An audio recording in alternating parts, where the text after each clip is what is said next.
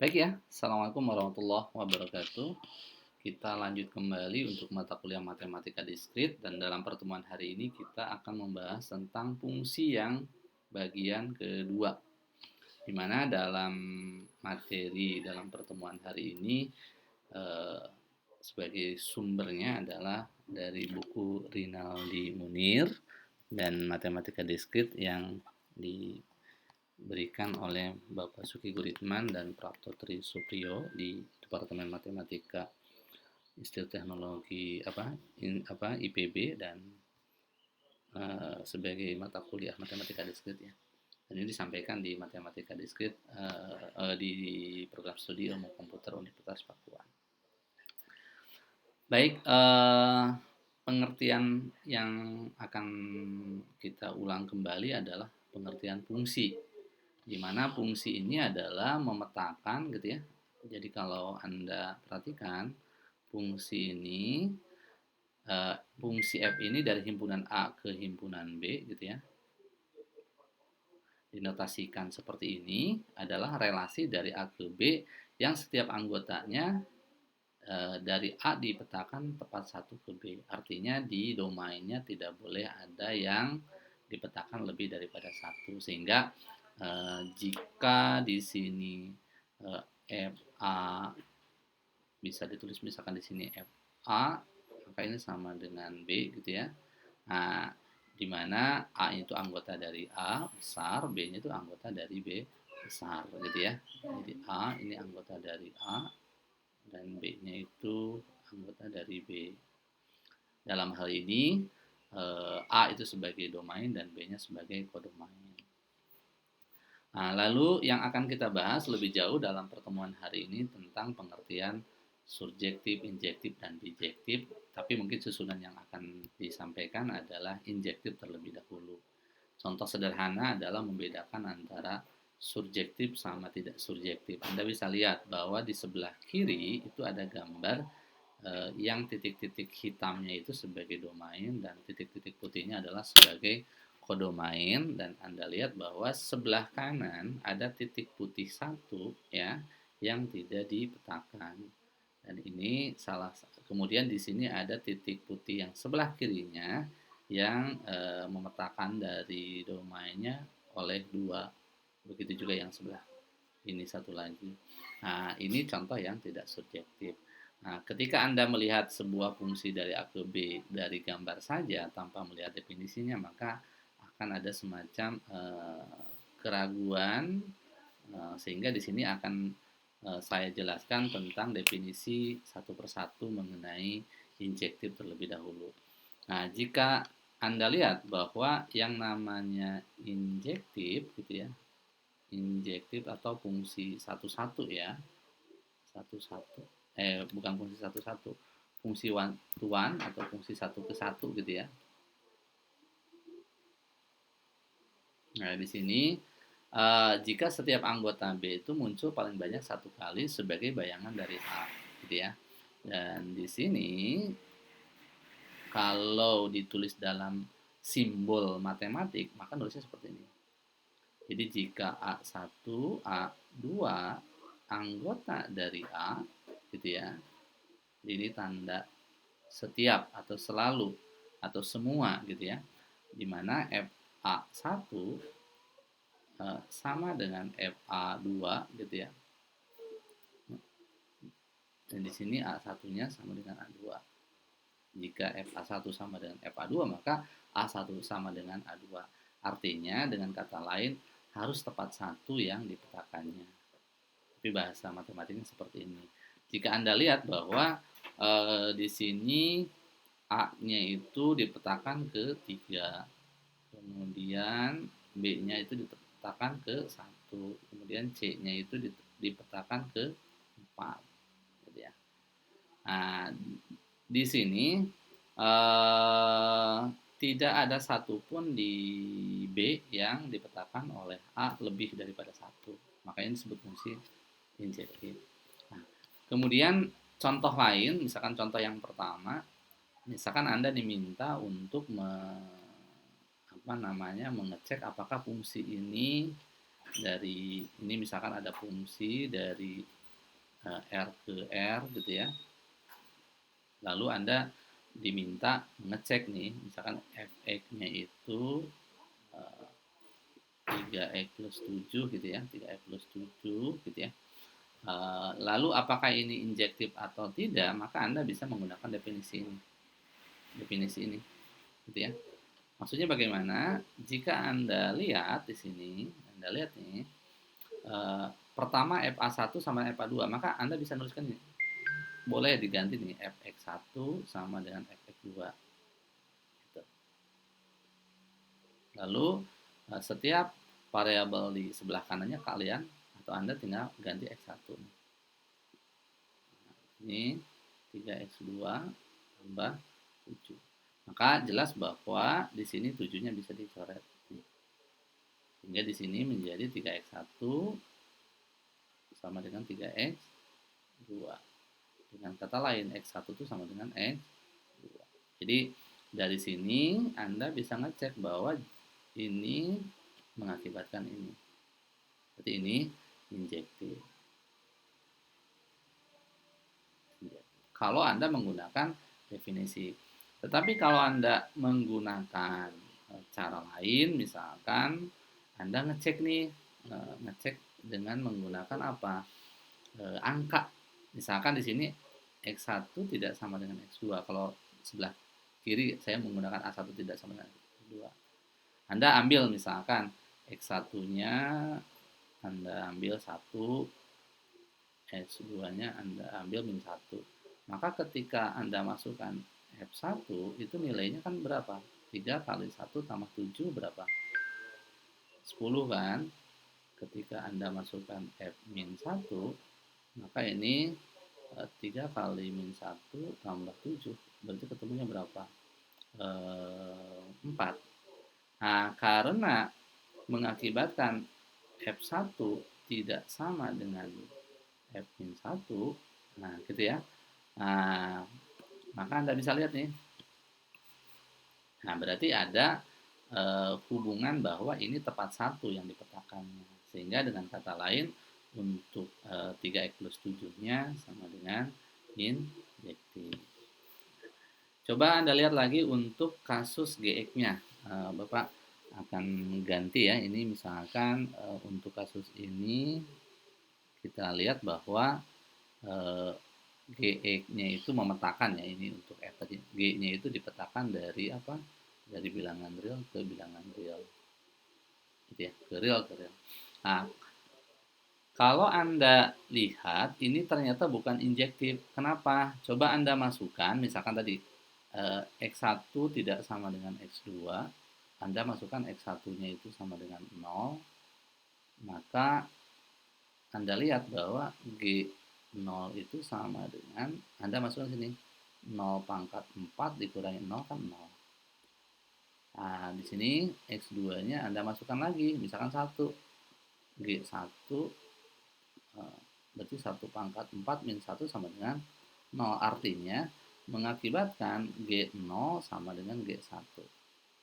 Ya, dengan kata lain X1-nya berbeda, tapi hasilnya sama. Artinya ini tidak satu-satu, tidak injektif. Gitu ya. Jadi Anda bisa mengecek menggunakan angka.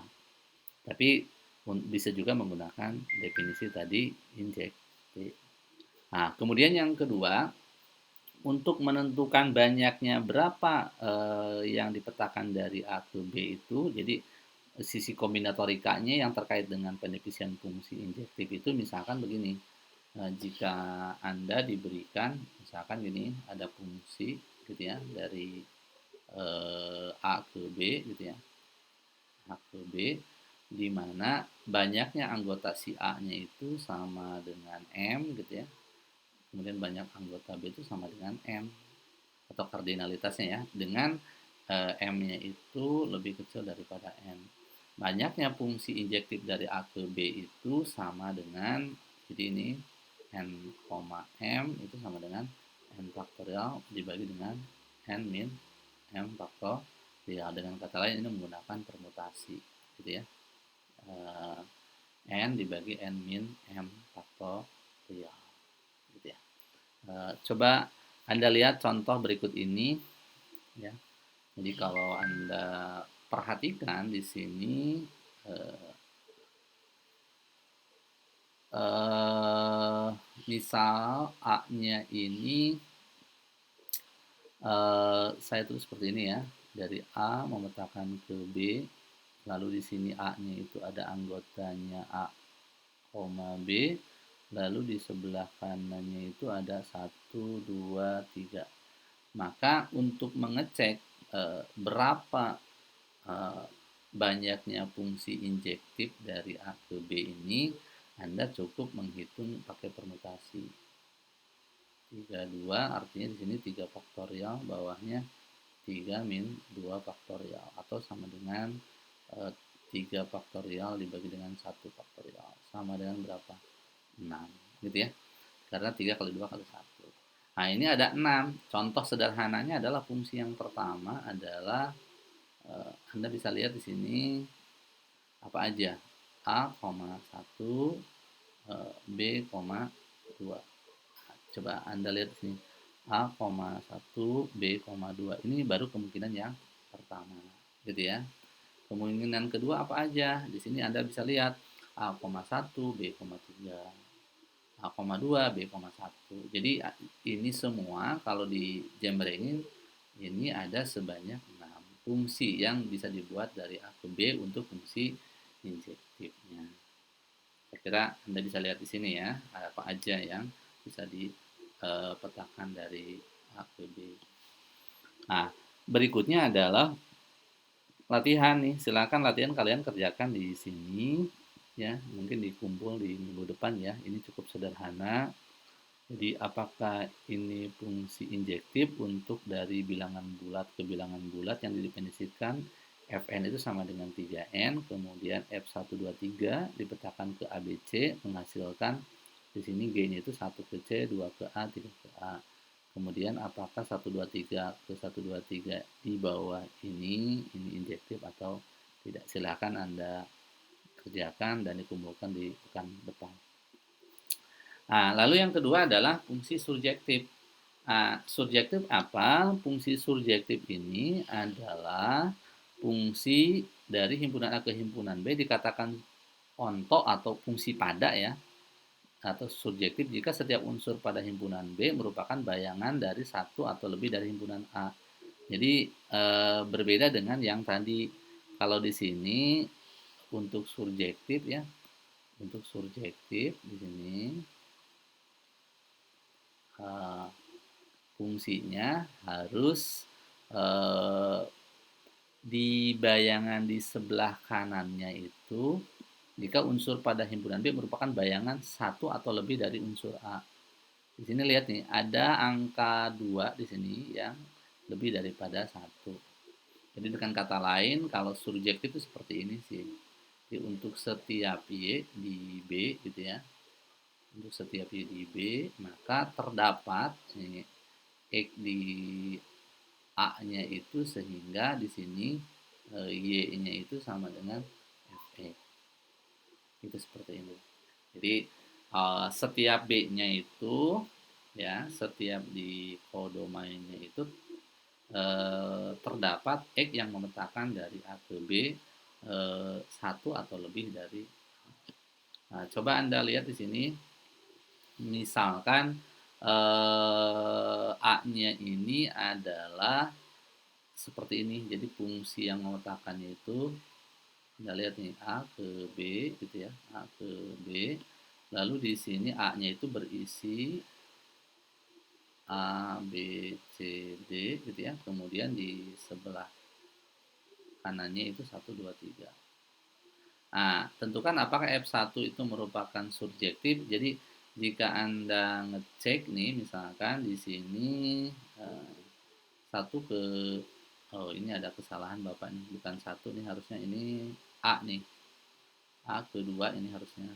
Mohon dicek ya, ini A kedua, kemudian B ke 1, C ke D, C ke apa D kedua. D kedua. Apakah ini uh, subjektif ya? Uh, Ini untuk F2 seperti ini. Jadi sekali lagi F2 ini bukan surjektif. Alasannya kenapa? Karena 3 tidak termasuk jelajah dari F1 ini. Ini kok kenapa F2? F1 ini maaf. Ini adalah F1. Jadi ini F1 itu bukan surjektif ya, karena di sini terdapat tiga jelajah, tiga tidak termasuk jelajah dari F1. Nah, beda halnya dengan F2. Kalau F2 ini iya. Kenapa? Karena di sini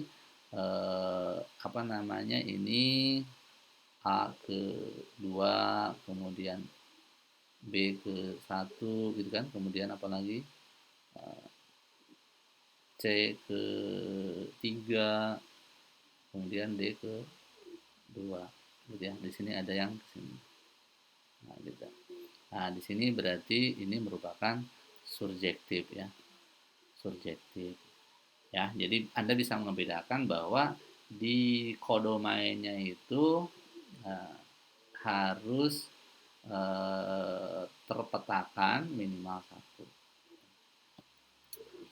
Nah, di sini jika Anda lihat kembali bahwa untuk menentukan banyaknya surjektif dari himpunan A ke himpunan B, Anda harus mengecek kembali.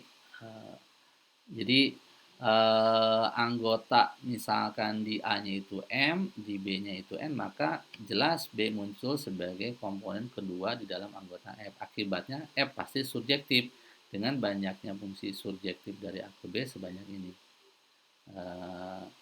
Pakai sigma ya, ini banyaknya itu sama dengan sigma gitu ya, K dari 0 sampai dengan N, ini min 1 pangkat K, kemudian kombinasi dari N min K dikalikan N min K nya pangkatkan M gitu ya. Jadi kalau Anda diberikan soal seperti ini gitu ya, untuk mengecek bahwa dia itu banyak subjektif dari A ke B itu ada berapa gitu ya, dari ini A, ini B,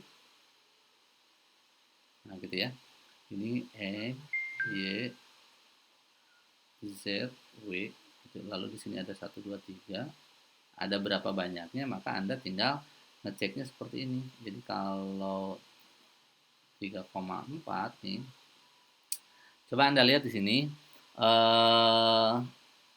yang pertama ini kombinasi banyaknya itu kalau min 1 pangkat 0 dikalikan dengan kombinasi 3, kalau 0 itu berarti di sini 33 dikalikan dengan 3 pangkat M-nya itu kan 4. Nah, itu yang pertama.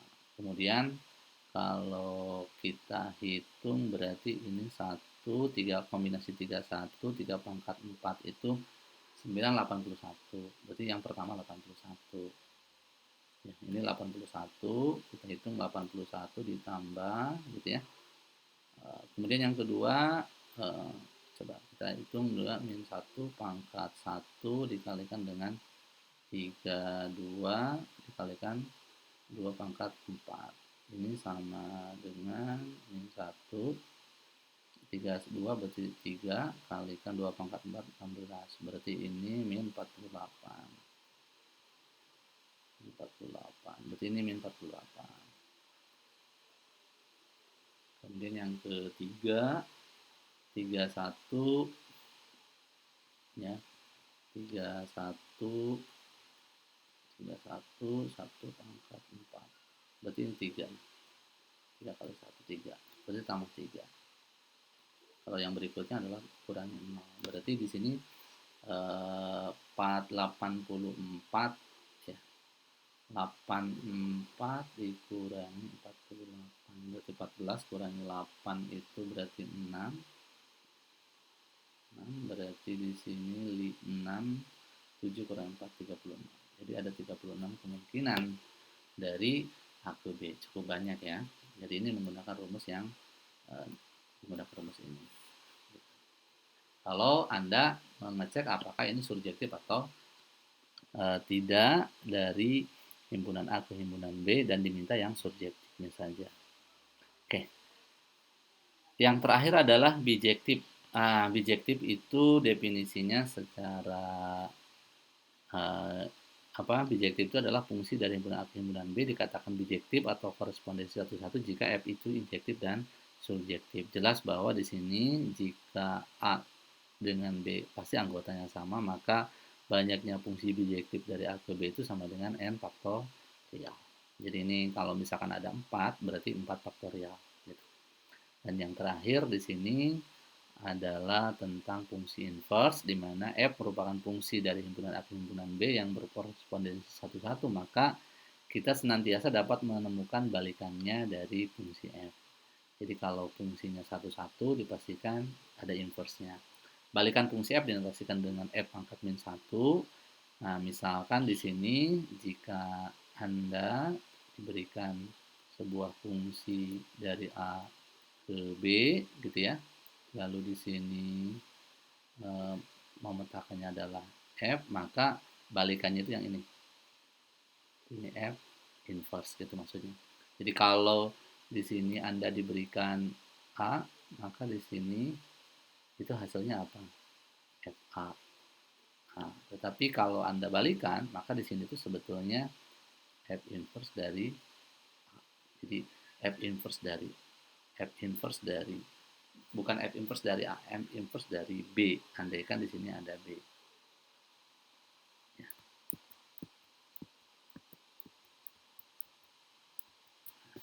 Jadi misalkan A anggota himpunan A, B anggota himpunan B, maka F inverse B itu sama dengan A. Jadi A itu sama dengan F inverse dari B. Nah, fungsi yang berkorespondensi satu-satu disebut dengan fungsi yang invertible atau dapat dibalik, sehingga kita dapat mendefinisikan suatu fungsi balikannya. Jika ia bukan fungsi berkorespondensi satu-satu, maka fungsi tersebut not invertible atau tidak dapat dibalik. Contohnya, Anda lihat fx plus 1, x-nya plus 1, maka f inverse-nya sama dengan x min 1. Di SMA pernah belajar tentang fungsi inverse bentuk seperti ini.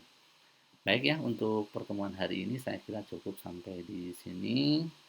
Terima kasih atas perhatiannya. Assalamualaikum warahmatullahi wabarakatuh.